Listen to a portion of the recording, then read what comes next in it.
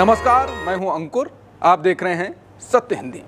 एक नजर अब तक की सुर्खियों पर। ईरानी न्यूज एजेंसी मेहर के मुताबिक सोमवार को सीरिया के हसाका प्रांत के पश्चिमी हिस्से में एक अमेरिकी फौजी ठिकाने को निशाना बनाया गया है। हमले के बाद बेस के मुख्य गेट पर सुरक्षा बेहद कड़ी कर दी गई है। हालांकि अभी तक किसी नुकसान या घायल होने की जानकारी नहीं दी गई है। मीडिया रिपोर्ट्स के मुताबिक ईरान समर्थित इराकी मिलिशिया ने अमेरिका के ठिकानों पर मिसाइल हमले दागे। हालांकि अभी तक किसी गुट ने इस हमले की जिम्मेदारी नहीं ली है। ये हमले अमेरिका द्वारा ईरान पर हमले के बाद आए हैं। ईरान की सेना IRGC ने पहली बार मल्टी वॉरहेड खैबर बैलिस्टिक मिसाइलें दागी हैं, जो इजरायल के खिलाफ जवाबी हमले का हिस्सा हैं।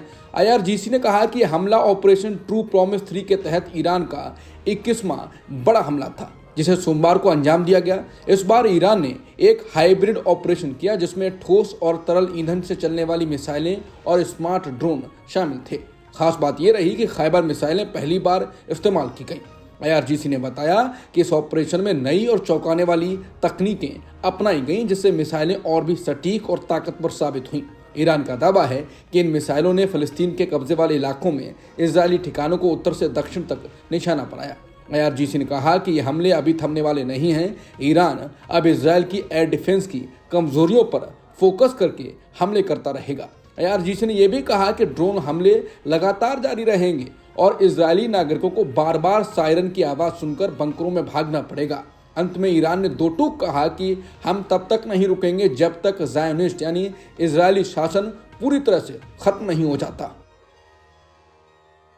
अमेरिकी राष्ट्रपति का मानना है कि अगर ईरान की सरकार अपने परमाणु कार्यक्रम पर बातचीत नहीं करती तो ईरानी जनता को अपनी सरकार को हटाना चाहिए। हालांकि उन्होंने ये भी कहा कि अब वो शांतिपूर्ण बातचीत के रास्ते में रुचि रखते हैं। व्हाइट हाउस की प्रेस सचिव कैरोलिन लेविट ने कहा कि अगर ईरानी सरकार शांतिपूर्ण समाधान के लिए बातचीत करने से इनकार करती है तो वहां की जनता क्यों ना इस हिंसक सरकार से सत्ता छीन ले, जो दशकों से उन्हें दबा रही है। इस बयान से एक दिन पहले अमेरिका के रक्षा मंत्री पीट हेगसेथ ने कहा था कि ईरान पर हुए अमेरिकी हमले सरकार बदलने के मकसद से नहीं थे, लेकिन बाद में ट्रंप ने सोशल मीडिया पर लिखा था कि अगर ईरान की मौजूदा सरकार ईरान को फिर से महान नहीं बना सकती तो फिर सरकार बदली क्यों ना जाए।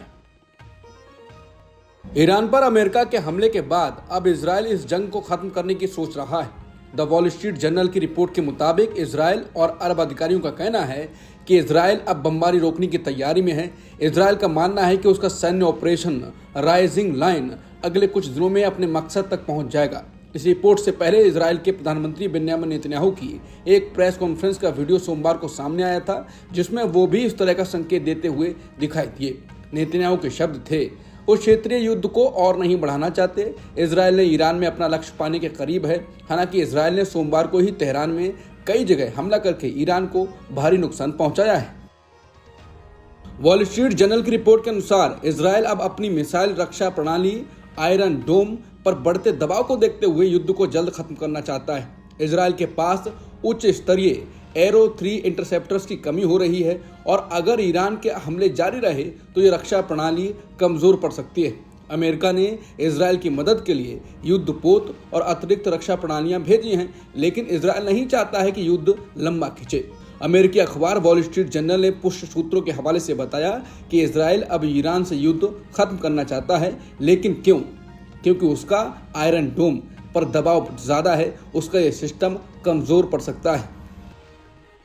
टाइम्स ऑफ इजराइल की रिपोर्ट में कहा गया है कि अमेरिका ने अपने अरब दोस्तों से कहा है कि वो ईरान को ये संदेश दें कि इजराइल अब जंग को खत्म करना चाहता है, लेकिन ईरान अब भी अमेरिका के हमले का जवाब देना चाहता है।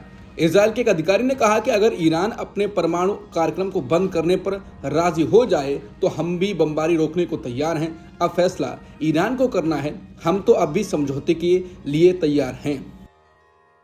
ईरान की संसद के अध्यक्ष ने कहा है कि ईरान जल्द ही IAEA यानी अंतर्राष्ट्रीय परमाणु ऊर्जा एजेंसी से अपने सहयोग को सस्पेंड यानी रोकने का कानून ला सकता है। यह कदम इसलिए उठाया जा रहा है क्योंकि ईरान का आरोप है कि IAEA ने पेशेवर तरीके से काम नहीं किया है और राजनीति का साधन बन गया है। संसद में सोमवार को बोलते हुए मोहम्मद बाकिर कालिबाफ ने कहा कि ईरान का परमाणु कार्यक्रम पूरी तरह शांतिपूर्ण है। उन्होंने ये भी कहा कि ईरान के सर्वोच्च नेता पहले ही यह फतवा दे चुके हैं कि परमाणु हथियार बनाना इस्लाम के खिलाफ है, लेकिन उनका आरोप है कि IAEA ने अपने किसी भी वादे का सम्मान नहीं किया और उल्टा ईरान के खिलाफ राजनीतिक हथियार की तरह इस्तेमाल हुआ।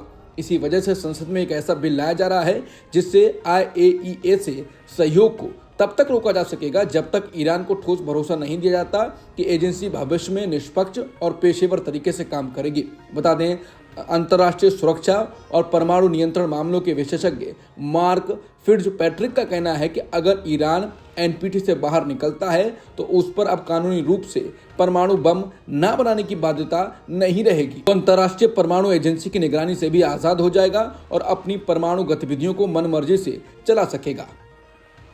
ईरान चाहता है कि अमेरिका खुले तौर पर इस युद्ध की कीमत चुकाए, न कि सिर्फ इजरायल के पीछे खड़ा होकर अपना काम करवाए और खुद बचा रहे। ये बात ईरान के एक वरिष्ठ अधिकारी ने सोमवार को CNN से बातचीत में कही। अब रविवार को अमेरिकी राष्ट्रपति ट्रंप ने ईरान के 3 परमाणु ठिकानों पर हमले का आदेश दिया था, जिसके बाद ईरान में अमेरिका और इजरायल के खिलाफ गुस्सा और विरोध तेज हो गया है। ईरानी अधिकारी ने कहा कि लोगों का हौसला बहुत ऊंचा है और इजरायल पर जवाबी हमला करने की जो मांग उठ रही है वो पहले कभी इतनी जबरदस्त नहीं रही। यही जनता की मांग अब हमारे सैन्य फैसलों को तेज कर रही है। उन्होंने ये भी कहा कि ईरान मानता है कि युद्ध रोकने की जो बातें की जा रही हैं वो सिर्फ एक चाल है जिससे ईरान की तैयारियों का अंदाजा लगाया जा सके।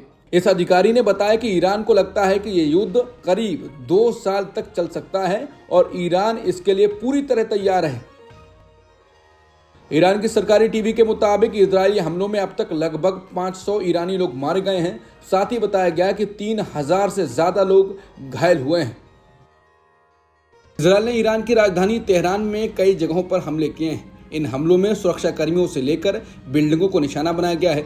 सोमवार को टारगेट की गई इमारतों के अंदर इस्लामिक रिवॉल्यूशनरी गार्ड कॉर्प्स के काफी लोग मारे गए। रक्षा मंत्री इजराइल कैट्स ने कहा कि हमलों के दौरान इजरायल ने तेहरान में विभिन्न स्थानों को निशाना बनाया, जिसमें बासिज मुख्यालय और एविन जेल शामिल थे।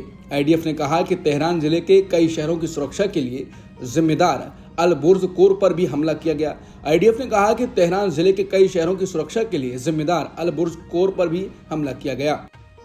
रूस के राष्ट्रपति व्लादिमीर पुतिन ने सोमवार को ईरान के विदेश मंत्री से मॉस्को में मुलाकात की। यह पहली बार है जब 13 जून को इजरायल और ईरान के बीच जंग शुरू होने के बाद दोनों देशों के इतने बड़े अधिकारी सार्वजनिक रूप से मिले हैं। अब तक रूस इस पूरे संघर्ष में चुपचाप बैठा था, जबकि इजरायल ने ईरान की हवाई सुरक्षा प्रणाली तबाह कर दी, उसके परमाणु ठिकानों पर हमले किए और उसकी सेना के बड़े अधिकारियों को मार गिराया। दूसरी ओर ईरान ने भी इजरायल पर भारी मिसाइल हमले किए, लेकिन सोमवार को पुतिन और उनके अधिकारियों ने ये दिखाने की कोशिश की कि वो अपने दोस्त ईरान का समर्थन कर रहे हैं। हालांकि वो इस तरह से कर रहे हैं कि अमेरिका नाराज ना हो, क्योंकि अमेरिका अब इस जंग में खुलकर कूद चुका है। साथ ही रूस नहीं चाहता कि उसके रिश्ते ईरान के दुश्मन खाड़ी देशों से भी बिगड़े। साफ कहें तो ईरान के साथ खड़े तो है, लेकिन अमेरिका और बाकी अरब देशों को नाराज करने से भी बचना चाहता है।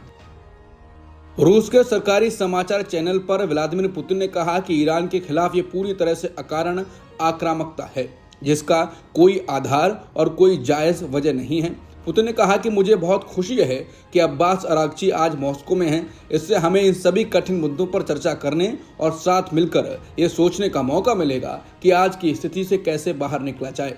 ईरान के विदेश मंत्री ने कहा कि उनके देश के रूस के साथ बहुत करीबी और दोस्ताना संबंध हैं और ये रिश्ते अब रणनीतिक रूप से ले चुके हैं। ईरान के supreme leader Ayatollah Ali Khamenei ने सोमवार को कहा कि इजरायल ने ईरान पर हमला करके बड़ी गलती की है, इसकी सजा उसे मिलेगी और मिल भी रही है। उन्होंने एक्स पर फारसी में ट्वीट किया है। खामेनेई के ट्वीट में अमेरिका द्वारा ईरान के परमाणु ठिकानों पर किए गए हमलों का कोई जिक्र नहीं है, जिसके बाद सवाल उठने लगे कि क्या खामेनेई के ये कोई रणनीति है, अमेरिका का जिक्र क्यों नहीं किया गया।